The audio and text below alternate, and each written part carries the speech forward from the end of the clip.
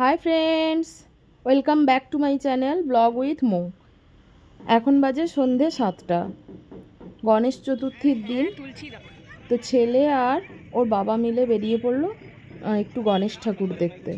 তো আমার শরীরটা খারাপ, তার জন্যই আমি বেরাইনি, ওরা দুজন বেরিয়েছিল। দেখো কাঁথিতে কত পুজো হয়েছে, গণেশ পুজো। আগে কিন্তু আমাদের ছোটোবেলায় গণেশ পুজো বলতে আমরা কিছু বুঝতামই না, মানে কাঁথিতে হতোই না। যদিও হতো খুব কম, এক আধটা হতো, তো অতটাভাবে। এখন দেখছি দুর্গাপুজোর মতোই চারিদিকে লাইট, মাইক বাজছে, আর দেখো কত লোক রাস্তায়। দেখো আগে তো এরকম থাকতোই না, কিন্তু এখন কাঁথিতে দেখছি গণেশ পূজার প্রচলন ভালোভাবেই হয়ে গেছে। আর গণেশ পুজোতে দেখছি যে লোকও রাস্তাঘাটে বেরিয়েছে, দেখো কত লোকজন, পুরো মেলা দুর্গা পুজোর মতোই। টাটা বন্ধুরা।